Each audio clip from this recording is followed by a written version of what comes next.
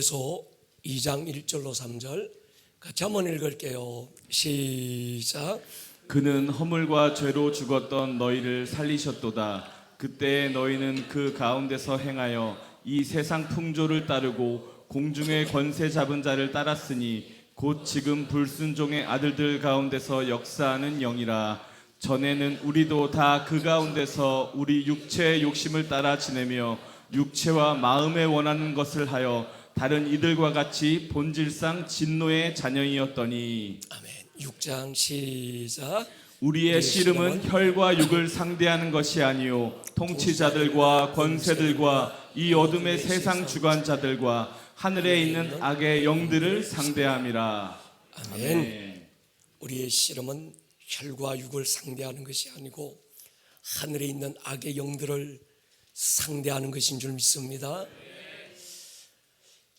여러분이 영적 전쟁의 최강의 무기가 뭘까? 예배입니다. 강력한 예배가 원수의 불화살을 막아내고 원수의 견고한 진을 뚫어내는 힘인 줄 믿습니다. 귀신아 떠나가라, 마귀야 물러가라 소리치지 않아도 예배 가운데 하나님의 임재가 임하고 하나님의 영광이 부어지면 그 영광의 빛 앞에 어둠은 떠나갈 것입니다. 예배의 한계를 뚫어내지 못하면 평생을 믿어도 그 수준이더라고요. 목회하면서 참 많은 분들을 보면서 저분은 저만큼 기도하고 저만큼 믿고 저만한 직분을 받았으면 뭔가 달라질 때도 됐는데 왜 저렇게 달라지지 않을까? 예배의 한계가 안 뚫어지는 거예요. 그 예배, 그 기도, 그 자리, 그 수준. 오늘 이 밤 각자의 예배의 한계를 한번 뚫어내 보십시다. 한계가 느껴지는 어떤 영역이 있습니까? 이 밤 이 예배가 돌파의 현장이 될 줄로 믿습니다. 여러분 계시록 5장에 보면 천상의 예배가 소개됩니다. 하나님의 보좌가 그 앞에 있고 24장로들이 하나님을 예배하고 있는데 그들의 손에 한 손에는 기도, 한 손에는 예배, 하포와 향이 가득한 금대접을 들고 있습니다. 그 양은 성도들의 기도다 이렇게 말합니다. 요한계시록 8장 3절 4절에 넘어가면 그 금대접이 가득 차니까 그 금대접을 천사들이 금제단에 하나님 앞에 올려드리기 위해서 금제단에 바쳐요. 그때 그 금제단에 바쳐진 성도들의 기도가 향연이 돼서 하나님의 기쁨이 되는 걸 우리가 볼 수 있습니다. 그런 생각이 들었습니다. 한두 번의 예배와 기도가 아니라 금대접에 가득 담길 만한 기도와 예배가 우리에게 있는가? 아무 예배나 금대접에 받쳐지지는 않지 않을까? 아무 기도가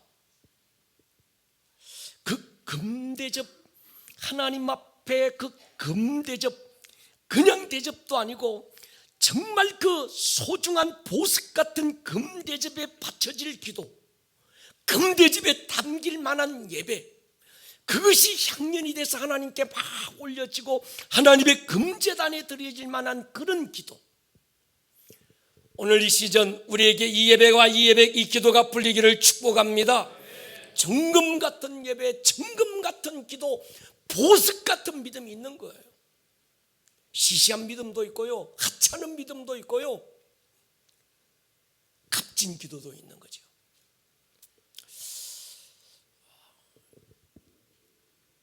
요즘은 그런 도전이 자꾸 생깁니다.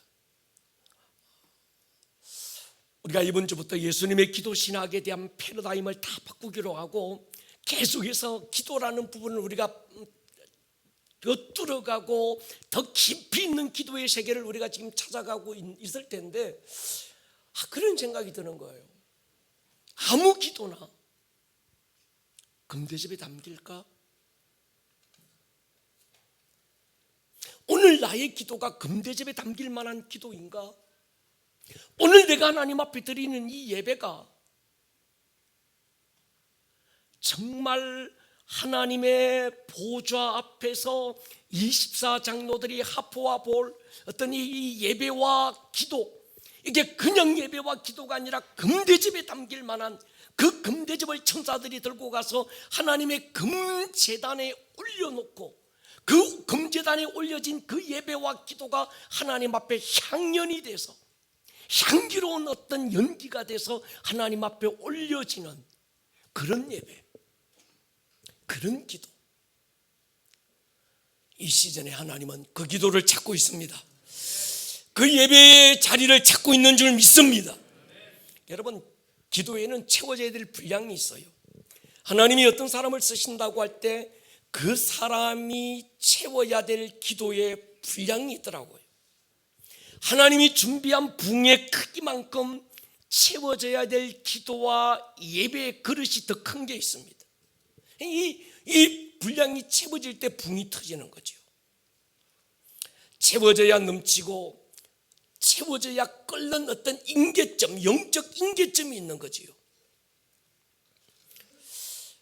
그런 기도를 합니다. 하나님, 예배의 한계를 뚫어낼 수 있는 힘을 주십시오. 다윗은 이 비밀을 알았습니다. 자신의 모든 국고를 털어서 그가 왕이 되자마자 자기의 모든 국고, 모든 재산을 통틀어서 흩어진 레위인들 3만 명을 불러 모으고 아삽, 여두둔, 헤만 같은 288명의 뮤지션들을 세워서 성경 어디에도 없었던 24시간 연속 예배를 33년간 쉬지 않고 멈추지 않는 예배를 드려요. 왜 그랬을까?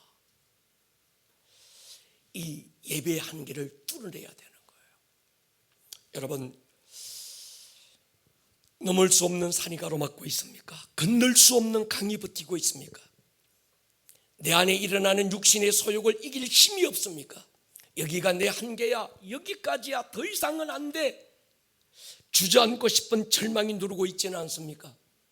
예배로 승부하십시다. 기도로 승부하십시다. 그냥 예배, 그냥 기도로는 안 됩니다. 하나님 앞에 금제단에 올려드릴 만한 기도, 하나님의 그 금그릇에 담길 만한 예배, 오늘 저의 예배가 되기를 축복하고 여러분의 예배가 되기를 축복합니다. 모리아산의 예배로 아브라함은 자기 믿음의 한계를 뚫어낸 사람입니다. 갈멜산의 예배로 엘리야는 무너진 제단을 다시 일으켰어요. 베델의 예배가 야곱의 인생을 결정하고 말았습니다. 다윗 최고의 장수고 최고의 왕이고, 그러나 그는 최고의 예배자였습니다. 모세 이후로 누구도 범접할 수 없었던 하나님의 언약궤, 지성소 안에 고이나 아주 비밀스럽게 그 깊은 곳에 있던 그 하나님의 언약궤, 그 휘장을 걷어내고 하나님의 언약궤를 그 세상에 노출시킨 한 사람이 다윗이었습니다. 하나님이 그 다윗을 가리켜서 내가 이새의 아들 다윗을 보니 그가 내 마음에 합한 자라. 다윗의 어떤 면이 하나님의 마음에 합한 자였을까? 바로 예배자였습니다. 할렐루야. 다윗 그는 굶주린 예배자였습니다.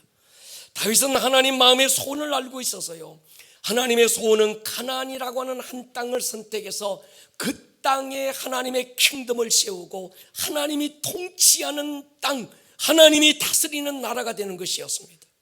아브라함 때부터 하나님의 소원이 말씀됐고 모세를 통해 구체적으로 이루기 위해서 그 땅으로 인도했습니다. 근데 누구도 그 하나님의 꿈을 이루지 못했어요. 모세도 못 다 이루고 여호수아도 못 다 이루고 죽었습니다. 14명의 사사가 있었지만 다 실패했습니다. 하나님의 그 꿈을 사울 왕을 통하여 이루기를 원했지만 결국 그도 자기 킹덤을 세우다 버림받고 말았습니다. 하나님의 소원을 다 이루고 그 땅을 하나님의 왕국으로 선포하고, 하나님이여, 내가 이 나라의 왕이지만 내가 왕이 아닙니다. 지금 내가 왕관을 쓰고 있지만 이 왕관을 주의 발 아래에 내려놓고 하나님이 왕입니다. 이 나라는 하나님이 통치하셔야 되고 하나님의 주권이 세워져야 되고 하나님의 하나님 대심이 이 땅에 세워져야 됩니다. 그 사람이 다윗이었습니다.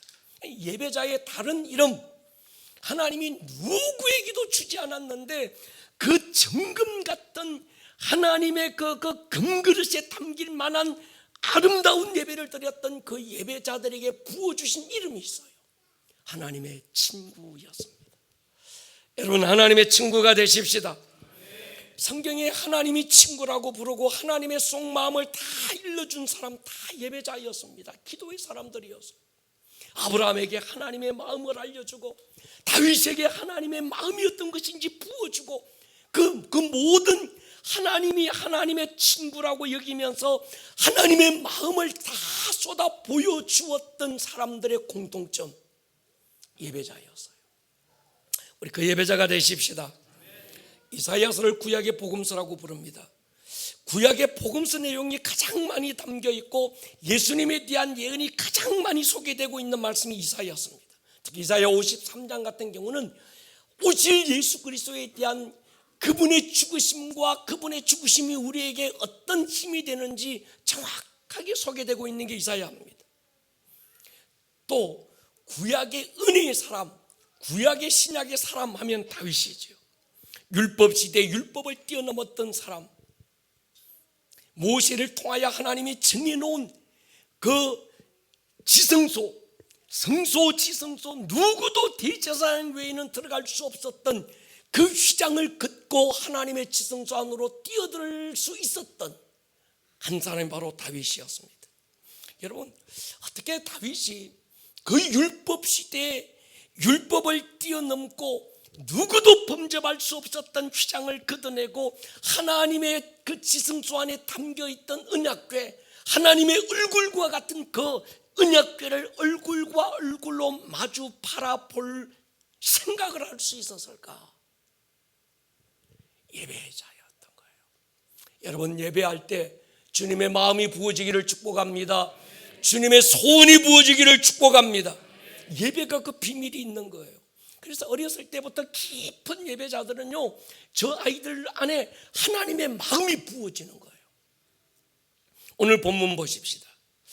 에베소 2장 1절로 3절에 보면요, 그는 허물과 죄로 죽었던 너희를 살리셨도다. 여러분, 이 말씀이 굉장히 중요합니다.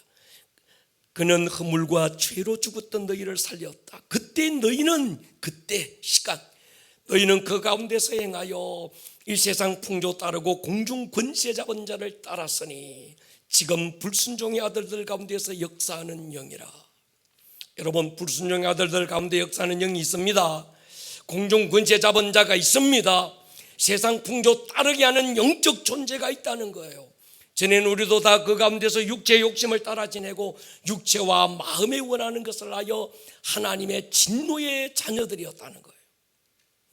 그러니까 우리가 예수님을 만나서 하나님의 자녀가 되기 이전에 모든 사람들의 영적 실태, 영적 어떤 그 구체적인 우리의 상태, 그게 바로 이 구절이죠.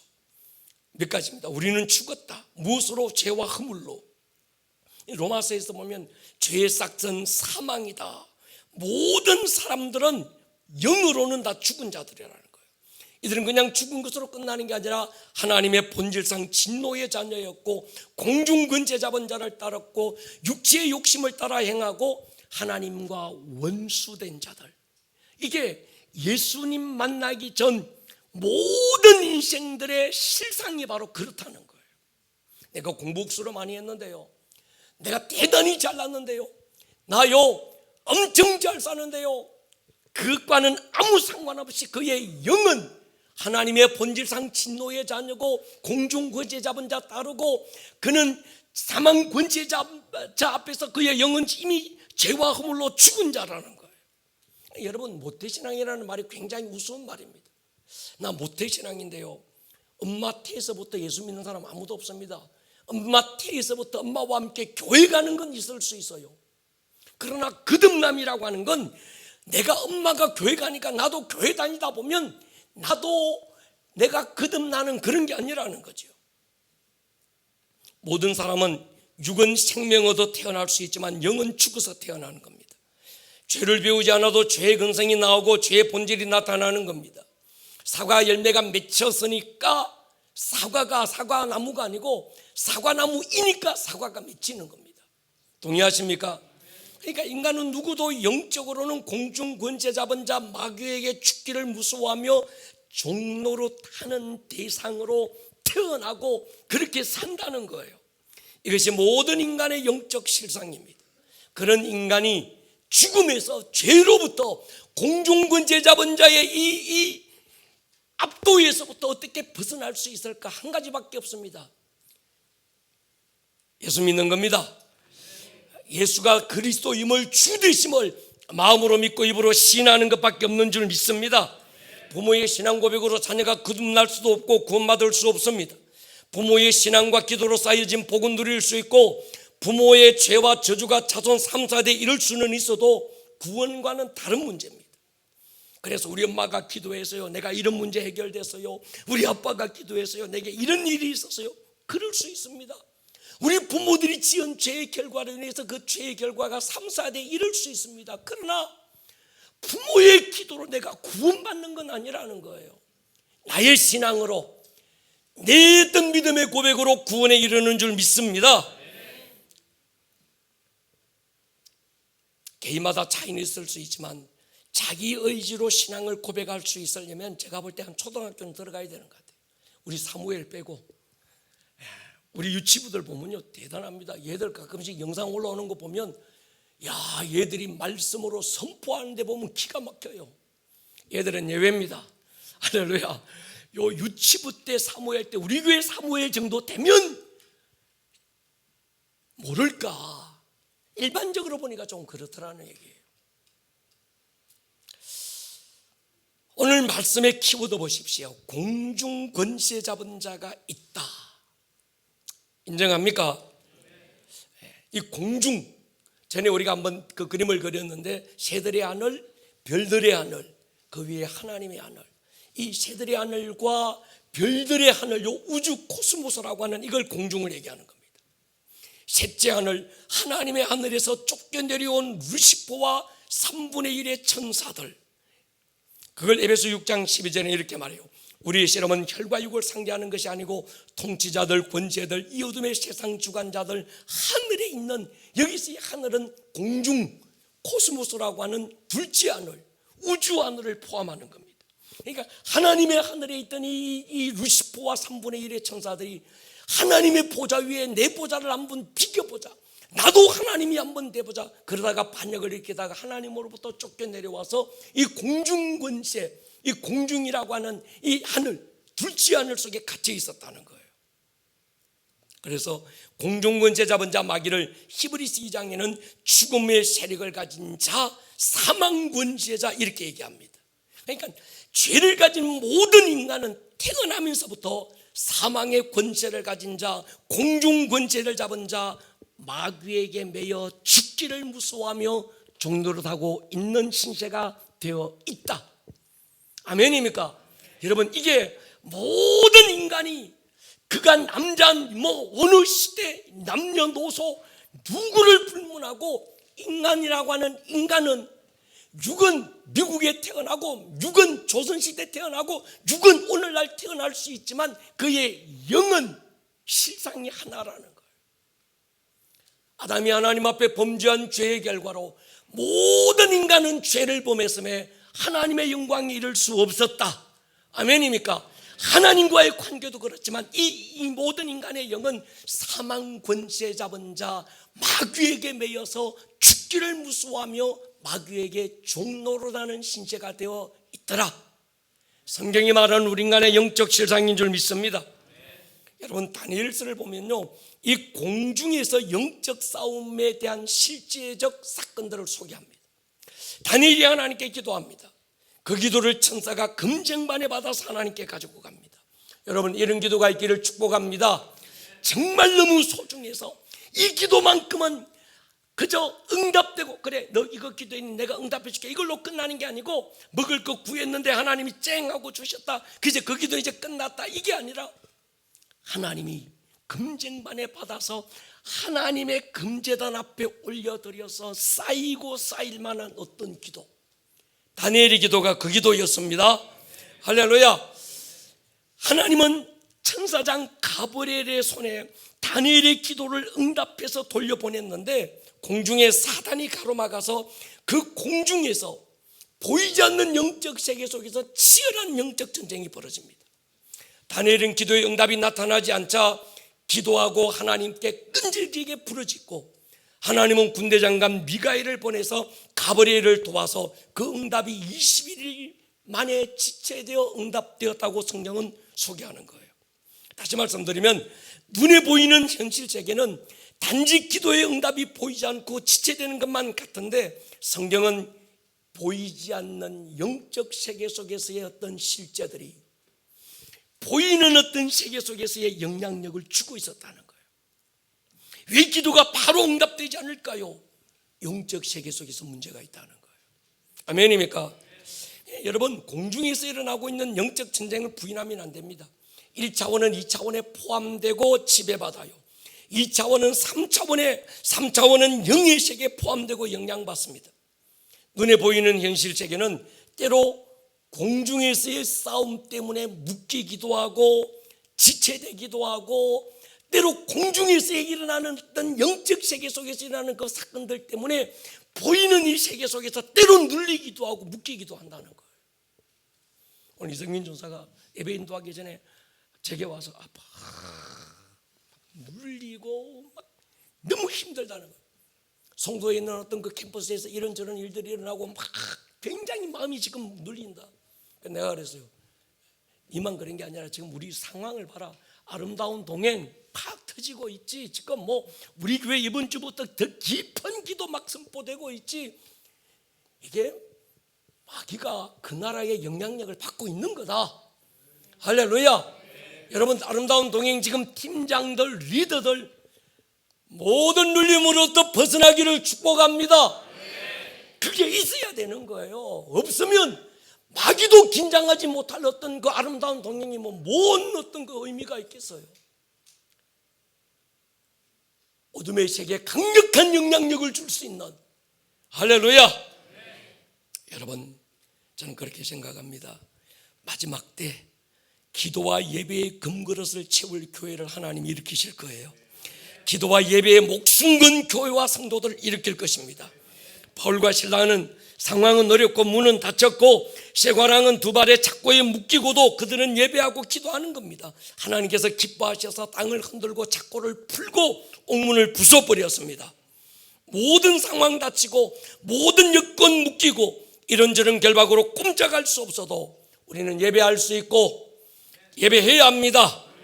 바울과 실라의 예배와 기도처럼 하늘의 어떤 공중에 강력한 영향력을 줄 수 있는 그런 예배, 동의하십니까? 그래서 우리가 지금 이 아름다운 동행에 이 지금 귀신들이 긴장하고, 특히 이 인천 논현동에 있는 이 귀신들이나 공중 권세 잡은 자들, 이 어둠의 영들이 엄청 긴장하고 있는 줄로 믿습니다. 이럴 때 이걸 뚫어내버릴 수 있는 힘과 기도가 우리 예배 가운데 있어야 될 것입니다.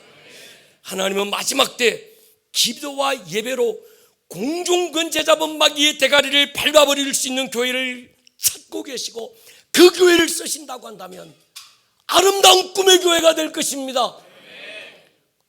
할렐루야. 기죽지 마십시다.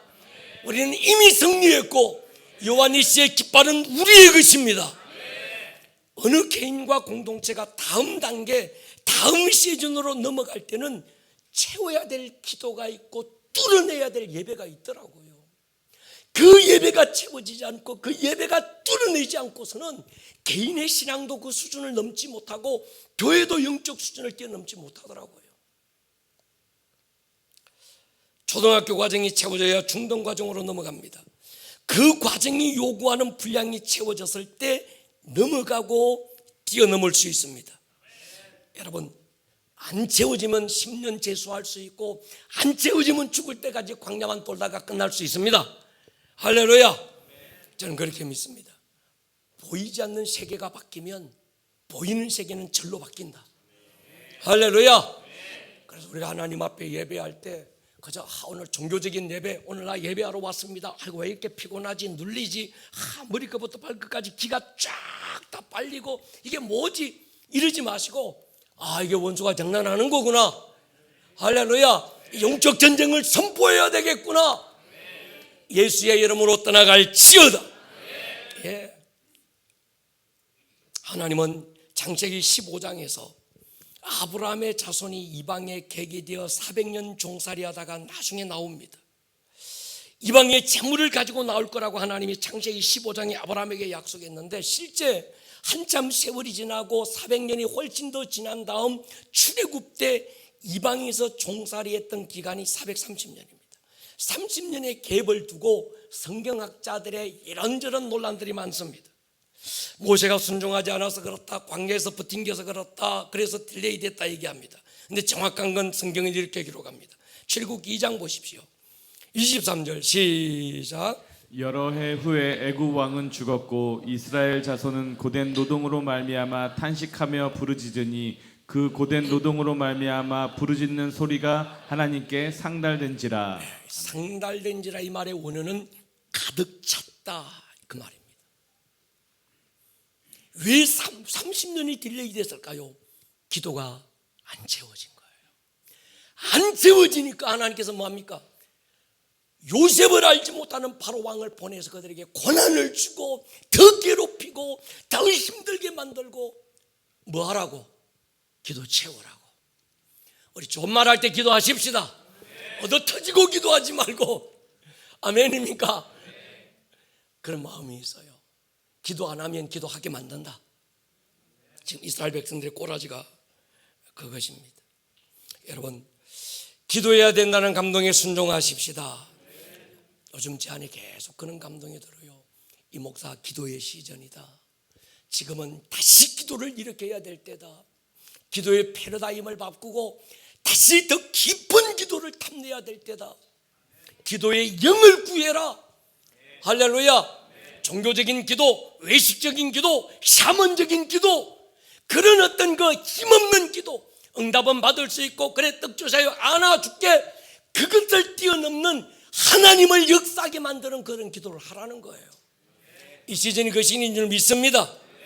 하나님의 관심은 개인에게도 관심이 있지만 더 크게는 개인이 살고 있는 공동체에 관심이 있고 공동체가 살고 있는 그 도시와 땅에 관심이 있습니다.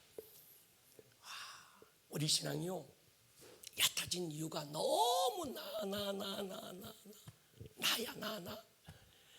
모든 신앙의 결론이 나 구원받고 나 복받고 나 만순무강하고 나 잘되고 내 새끼 잘되고 다 나. 여러분, 하나님의 관심은 내가 잘되는 것도 있지만 나를 통해서 내 가문이 잘돼야 됩니다. 아멘입니까? 교회가 잘돼야 되는 거예요. 이 도시가 살아나야 되는 겁니다. 에덴은 여호와의 동산이라고 불렀습니다. 하나님의 동산을 아담에게 맡겼는데 아담은 마귀의 종이 되고 에덴 동산을 마귀에게 빼앗겼습니다. 그래서 누가복음에 보면 마귀가 예수님을 찾아와서 흥정하는 게 있어요. 내게 한 번만 절해라. 내가 세상의 영광을 줄 것이다. 세상 영광은 아담이 내게 넘겨주었다는 거예요. 넘겨줬다는 뺏겼다는 겁니다. 우리가 되찾아오십시다. 이 도시의 주인이 하나님입니다. 인천의 주인이 예수인 것을 선포합니다. 그걸 다시 찾아줘야 될 교회가 필요한 거예요. 나 구원받고 너 구원받고 우리 구원받았네, 이걸 뛰어넘어서 떡볶이 해먹고 쎄쎄쎄하고 이걸 떠나서 주님, 이 도시가 하나님의 나라가 되게 하여 주십시오. 이 지역이 하나님이 왕이 되는 것을 보게 하여 주십시오. 이게 우리 신앙의 궁극적 목적, 하나님의 나라가 우리 삶에 임한다는 거예요. 자꾸 우리 신앙이 너무 기복화되고 복개념이 안 바뀌고 샤먼적으로 되어 있으니까 뭐 기도했는데 반짝한 게 보여서요, 기도했는데 하나님이 막 갑자기 문제 해결해 줘서요. 여러분, 그게 기도인 줄 아는 거예요. 그럼 받았는데 뭐, 반짝하는 게 보였는데 뭐, 아무것도 없는 거예요. 성령을 보내주신 이유는 여러분, 하나님의 나라를 임하게 하는 것입니다. 할렐루야. 코로나고 얼마 후에 하나님이 제게 한 번도 생각해 보지 못했던 비전을 주시면서 제가 목회 30년 동안 한 번도 꿈꿔보지 못했던 어떤 더 깊고 넓은 세계로 이끌어 주셨습니다. 그게 뭔가 하면 이 도시 인천이 하나님의 것이 되게 해라. 제게는 굉장히 생소했습니다. 아시다시피 우리 교회가 그만한 교회 크기가 아닙니다. 또 아시겠지만 저는 우리 교회 울타리 외에 한 번도 다른 교회에 관심도 없고 뭐 교단에 관심도 없고 뭐 노예에 관심도 없고, 그래서 노예에서 와라 가라는 것도 싫고 그저 저는 교회만 좋은 거예요. 우리 교회만, 내게 맡겨주신 성도들만. 근데 하나님께서 인천을 두고 기도하라는 거예요. 영적 유업이 이 도시에 굉장히 많다는 겁니다. 인천은 그냥 인천이 아니라는 거예요. 저는 참 그냥 우리 교회밖에 몰랐거든요. 저는 선교사도 아니고 선교사가 선교지에 가면 일주일이 딱 한 개예요. 전에는 3일이 한 개였는데, 왜? 선교사 체질이 있어요. 아무거나 먹는다, 아무데나 잔다, 시키는 대로 한다. 이게 선교 체질이거든요. 근데 저는 먹는 게 힘들어요. 거기 가면 그 나라의 음식들 전 도전 안 합니다. 잠자리가 불편하면 너무 힘든 거예요. 그래서 제가 봐도 야, 나는 선교사 체질은 아니야. 어느 교회에서 목사님 부흥회 강사로 초청합니다. 너무 힘든 거예요. 울산에 있는 어떤 교회가 목사님, 울산에 TCC가 있습니다. 목사님 3일간 부흥회 좀 해, 한 주간 부흥회 주세요. 내가 연락할게요. 그래놓고 아직도 연락 안 했어요. 작년 11월 달에 해준다 그래요. 저는 아무리 봐도 부흥 강사도 아닌 것 같아요. 저는 그저 우리 교회 목회자로서 이 목회의 은사를 받고 이 목양의 은사를 받은 사람이 접니다. 근데 하나님께서 이 도시 인천이 하나님의 도시가 되게 하라, 이해가 안 되는 말씀이었습니다. 참 우리 교회가 창립 5주년 때 이스라엘에 대한 비전을 주시고, 이게 하나님이 주신 것일까 제가 굉장히 두드려 보는 성격이거든요. 그래서 무작정 보따리 사서 이스라엘로 갔습니다. 그 다음에 창립 6주년 때 다음 세대를 위한 학교에 대한 비전을 주셨어요. 그리고 하나님께서 코로나가 오면서 또 한 번 새로운 비전을 주신 것이 이 도시적인 부르심이었습니다. 박대입인 목사님, 이스라엘 계신 그 목사님이 오셔서 인천 상륙작전을 선포하고, 우리 교회 비전이 아름다운 꿈의 교회가 이젠 아름다운 꿈의 교회만의 교회가 아니라 하나님은 이 도시를 회복시키는 교회로 쓰실 것입니다. 애언적 선포를 하고 가셨어요. 그 이후로부터 인천에 대한 하나님의 마음이 보여지기 시작했어요.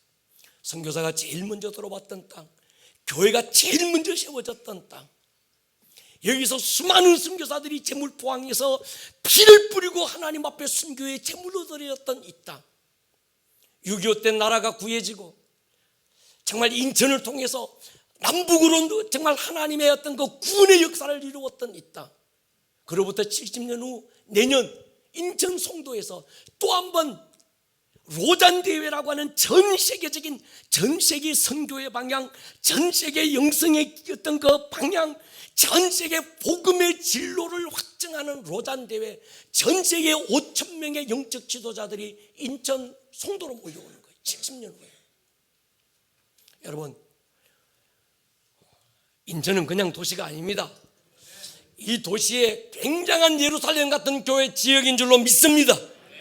우리 교회가 이 도시가 이 하나님의 나라로서 하나님의 어떤 그 역사의 큰 거점으로서 시기 위하여 준비된 도시가 이 도시예요. 여러분, 시간 날 때마다 여러분, 하나님 내 잘되게 해주시고 복받게 해주시고 만수무강하게 해주시고 내 새끼 잘되게 해주시고 칠성당에서 비는 그런 기도하지 말고, 주여 이 도시가 하나님의 도시가 되게 하여 주십시오. 이 도시 안에 주의 나라가 세워지게 하여 주십시오. 우리가 기도하고 막 선포하셔야 합니다. 에베소서 교회론이 주제입니다. 에베소서 1장 선십, 그리고 2장 3장부터 킹십, 1장 선십, 내가 누구냐, 그리스도인이 누굽니까? 우리는 하나님의 아들들입니다. 하나님의 아들들이 뭐하는 사람들입니까? 하나님의 영광을 쉐어하고 하나님의 영광에 동참할 자입니다. 하나님의 영광이 될 자입니다.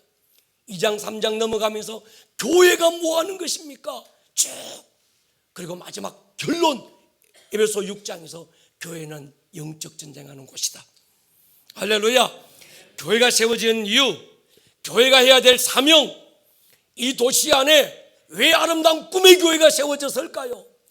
저 경남 지리산 구석에 세워지지 않고 왜 하나님께서 아름다운 꿈의 교회를 이 도시 안에 오봉산 자락에 하나님이 세우신 이유가 뭘까요?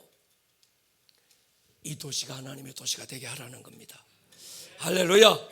그래서 에베소 6장에서 영적 전쟁에서 가장 중요한 게 있습니다. 12절 보십시오. 우리의 씨름은 혈과 육을 상대하는 것이 아니요 통치자들과 권세들과 어둠의 세상 주관자들과 하늘에 있는 악의 영들을 대합니다. 여기서 우리의 씨름은 혈과 육이 아니고 어둠의 영들의 정부가 가진 시스템이라는 거예요. 그러니까 이 지금 에베소 6장 12절은 사탄의 조직이고 정부 시스템을 말합니다. 한번 그림으로 띄워놓은 게 있는데, 요거예요. 지금 우리의 씨름은 혈과 육을 상대하는 것이 아니요 통치자들, 그 통치자들은 각 나라의 대통령, 각 나라에마다 그 왕들이나 그 나라의 어떤 그 정상들, 영향력을 줄 수 있는 사람들을 통해서 마귀가 지금 그들을 붙들고 역사하는 어떤 계급이 있다는 거예요. 그 위에 루시퍼라고 하는 하나님을 찬양하고 하나님을 섬기라고 만들어 놓은 루시엘 천사장이 마귀 사타나스에서 단수입니다.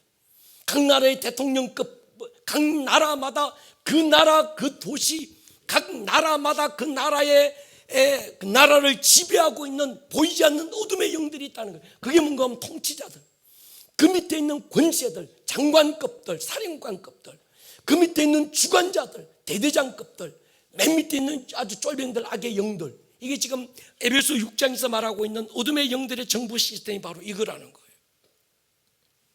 여러분, 마귀는 그냥 안 싸우는 게 아니라, 그냥 싸우는 게 아니라 이 조폭들처럼 막 그냥 무대포로 막 싸우는 게 아니라 이들도 철저한 시스템과 철저한 조직을 가지고 싸웁니다. 여러분, 귀신 쫓아보십시오.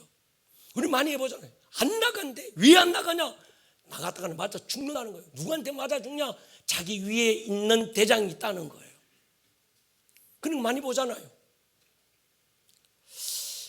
여러분, 출애굽기 17장에서 하나님이 아말렉과 대대로 싸우시겠다고 하는데 하나님이 싸우는 게 아니라 모세와 여호수아를 통해 싸우는 겁니다. 오늘 지금 이 시대 하나님께서 인천에서 이 인천이라고 하는 한 도시를 지배하고 있는 어둠의 영들, 이들과 상대할 때 하나님이 싸우시는 게 아니라 아름다운 꿈의 교회를 통해서 싸우실 것입니다. 그러니까 교회가 영적 전쟁 안 하면 하나님이 싸우지 않는 거예요. 하나님께서 야, 내가 아말렉과 네가 대대로 싸울 거야, 내가 싸울 텐데, 모세가 중보기도 안 해. 여호수아가 아니 난 싫어요, 무서워요, 안 나갈 거예요. 하나님이 싸울 방법이 없는 거예요. 교회가 싸워야 합니다. 동의하십니까? 교회가 싸움을 포기하고 종교적으로, 그저 종교 문화적으로 그저 구원받은 사람들끼리, 그래 교회는 구원 공동체야, 교회는 구원의 방주야, 나 구원받았네, 너 구원받았네, 쎄쎄쎄 떡볶이 먹고 아침바람 찬바람에 막 그런 데가 아니라는 거예요. 에베소 6장에서 교회의 결론, 우리의 씨름은, 아멘입니까? 여러분, 우리 교회에 큰 사명이 있습니다. 이 도시가 하나님의 도시가 되게 하는 것입니다. 정말 우리는 여러분, 그러니까 우리도 마귀하고 싸울 때요, 그냥 미션입니다, 주야 이렇게 싸우면 집니다. 분명한 선십과 킹십을 가지고 있어야 합니다. 선십, 내가 누구냐? 우리 교회에서 지금 DNA 공부하고 베이직 공부하고 킹십 배우고 출애굽기 배우고 영적 전쟁 배우고 왜 해야 합니까? 여러분, 알고 싸워야 되는 거예요. 아멘입니까?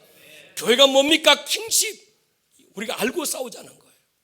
그래서 마태복음 12장 보십시오. 굉장히 중요합니다. 26절. 만일 사단이 사단을 쫓아내면 스스로 분쟁하는 것이니 그리하고야 어떻게 그의 나라가 서겠느냐. 그의 나라. 이건 누구 나라일까요? 누구 나라죠? 사단이 사단을 쫓아내면 스스로 분쟁하고 그리하고야 어떻게 그의 나라. 사단의 나라가 있다는 거예요. 믿습니까? 또 내가 바알세불을 힘입어 귀신을 쫓아내면 너희 아들들은 누구를 힘입어 쫓아내느냐? 그러므로 그들이 너희의 재판관이 되리라. 내가 하나님의 성령을 힘입어 귀신을 쫓아내는 것이면 무슨 누구 나라요? 하나님의 나라가. 여러분, 사단의 나라, 그의 나라도 있지만 하나님의 나라도 있습니다. 하나님의 나라가 진격해 들어올 때 사단의 나라가 깨지는 것입니다.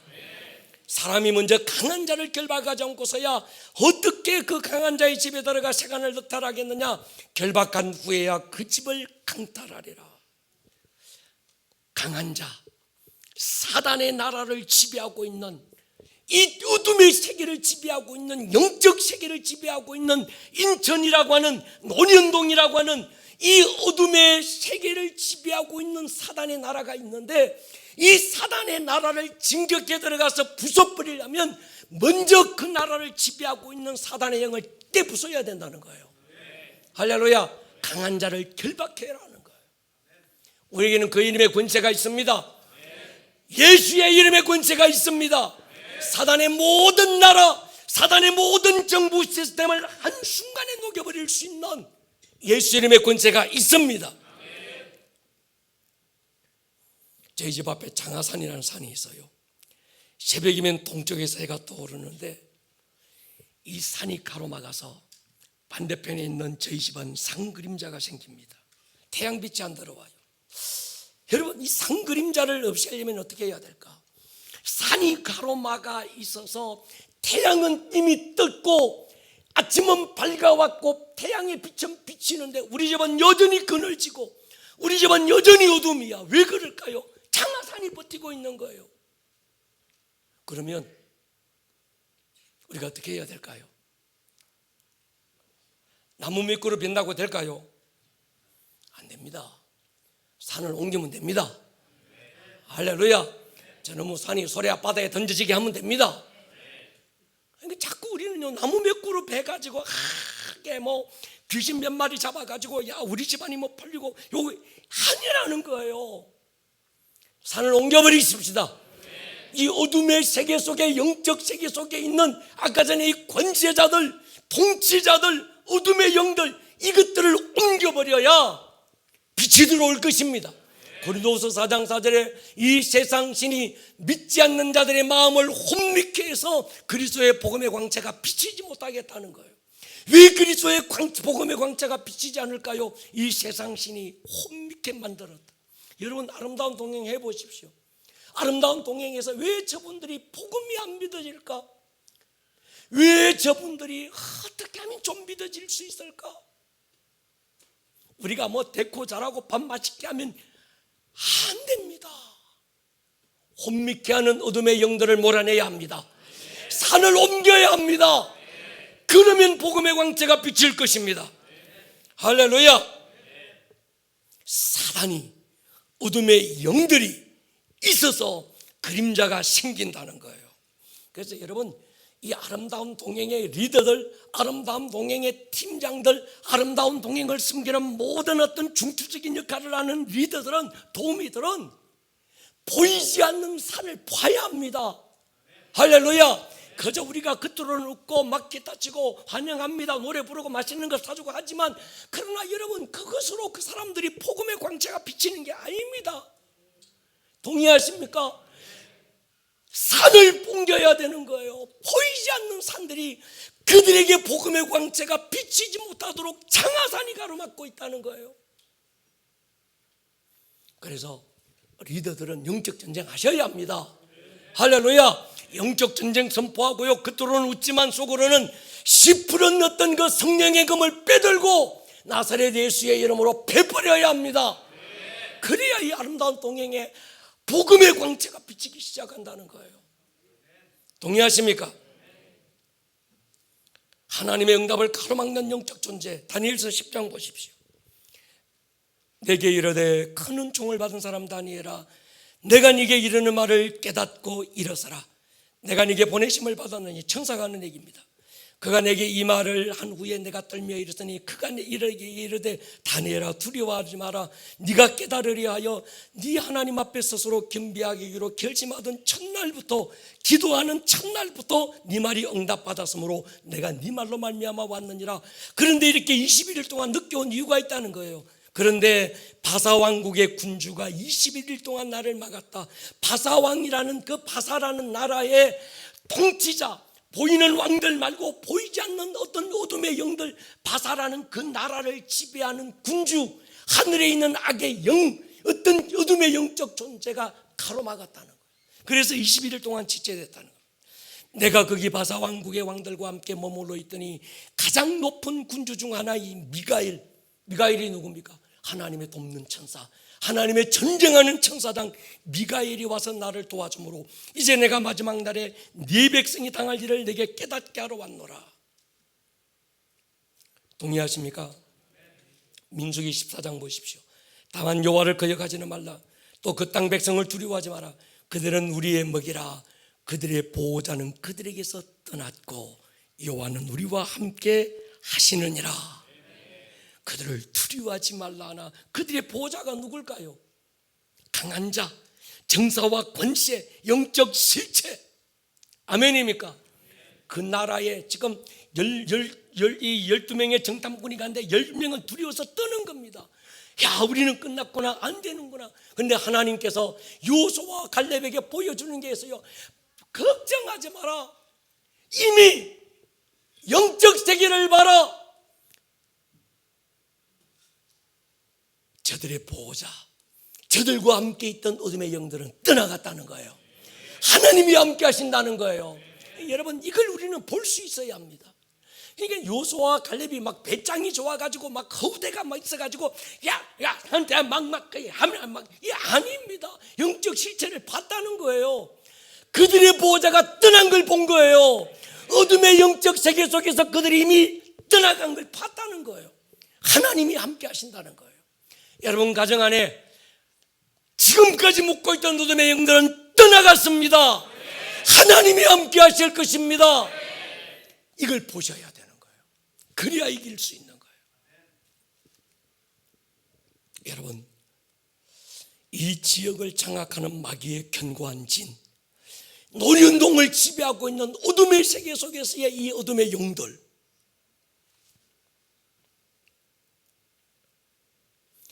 걔들은 노련동만 지배해요. 저 경남은 지배 못합니다. 무소부지한 존재가 아닙니다. 우리는 여기 그만 이기십시다. 할렐루야. 여러분, 이 어둠의 세계의 어떤 영적 이 시스템, 한국의 역사는 마귀 쫓개들이 있고 미국의 역사는 마귀의 또 다른 정사들이 있습니다. 루시프가 하늘에서 쫓겨 내려올 때 그가 공중 권세 잡은 자가 되고 세계 곳곳에 그의 부하들이 네트워킹돼서 역사하고 있는 거예요. 내 가정에 역사하고 있는 영들의 역사를 무너뜨리려면 더 강한 자를 결박해야 될 줄로 믿습니다. 이 도시에 역사하고 있는 어둠의 영들을 무너뜨리려면 아래 쫄개 귀신 몇 마리 쫓아가지고 안 됩니다.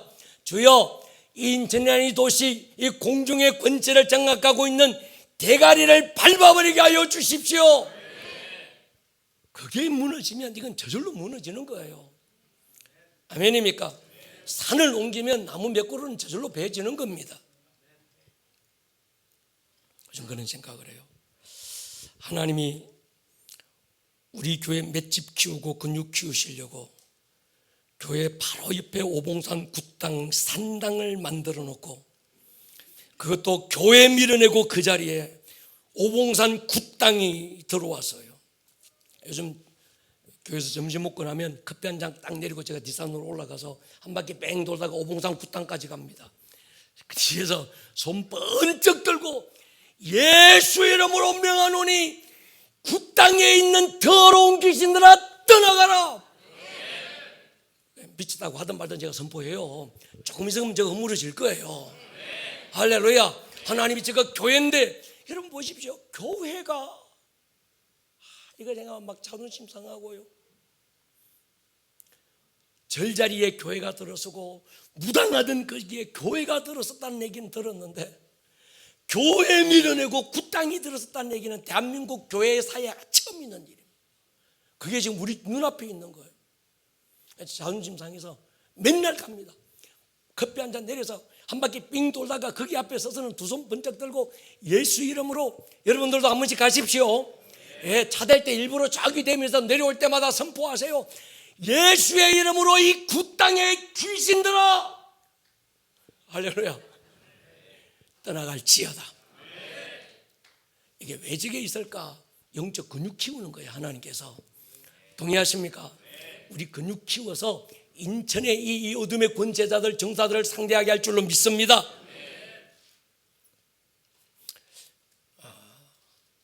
아름다운 동행 시간이 다 돼서 다음 주에 또 우리가 이어가려고 합니다. 여러분, 우리가 아름다운 동행 그냥 인간의 지성을 호소하는 아주 이해력을 주는 어떤 설득력 있는 토크 중요합니다. 예쁜 데코레이션 해놓고 맛있는 간식과 저녁을 준비해 놓고 거기서 이런저런 감정적인 어떤 그런 부분들을 기쁘게 해주고 마음을 열게 하는 것도 중요합니다. 더 중요한 게 있어요. 영적 전쟁입니다. 아멘입니까? 영적 전쟁. 중보기도 팀은요, 여러분 중보기도 좀 많이 하십시오.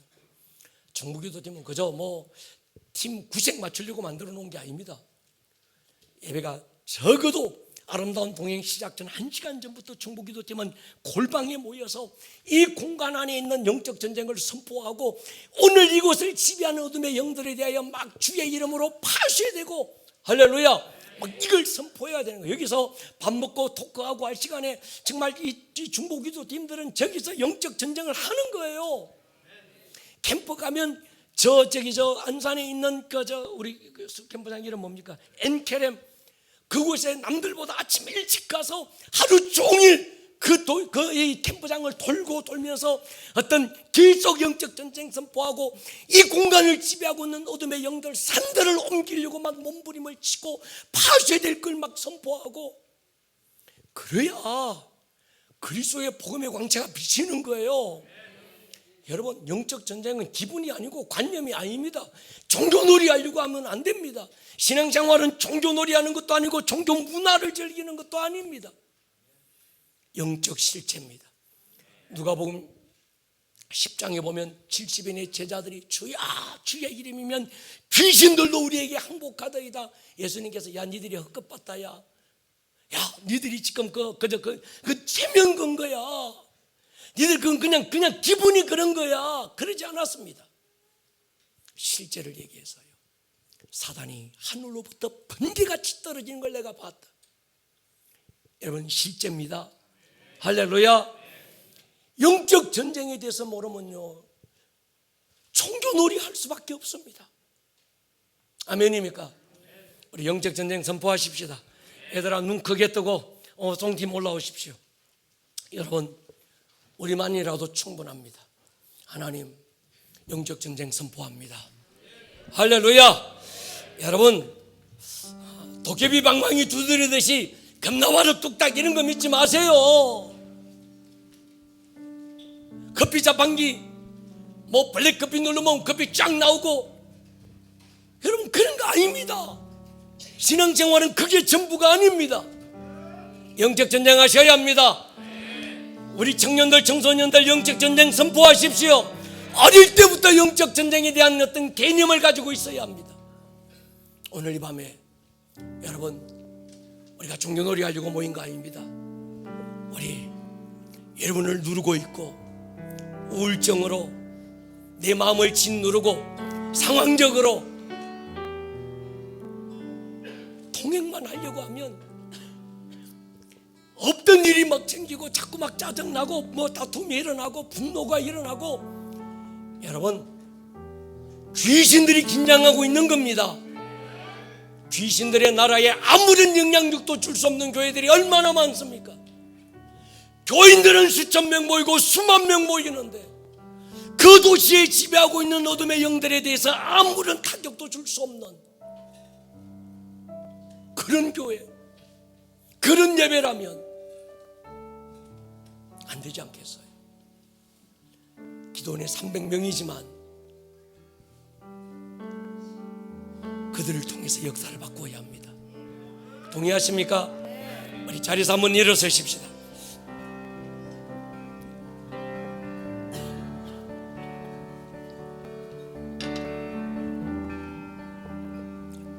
여러분들의 육체를 짓누르고 마음의 기운을 뺏고 기도할 힘을 잃어버리고 여러분 기도는 안 하는 게 아니라 못하는 겁니다. 기도를 못하게 하는 존재가 있습니다. 기도를 뺏는 존재가 있습니다. 여러분들의 의지가 중요합니다. 하나님도 기도할 것입니다. 주님 이미 승리를 선포할 것입니다. 이 밤에 주님 우리 가운데 임재하여 주셔서 주님 모든 묶인 것들 끊어버리게 하여 주십시오. 아멘. 두 손 번쩍 들고 주의 한번 부르고 통성으로 기도합니다. 주여, 예수 이름으로, 주여. 나사렛 예수의 이름으로. 오늘 들었던 이 말씀이 듣는 말씀에서 끝나지 않고 여러분들의 삶에 살아내는 말씀으로 생명력 있는 말씀이 될 수 있기를 주님의 이름으로 다시 한번 축복합니다.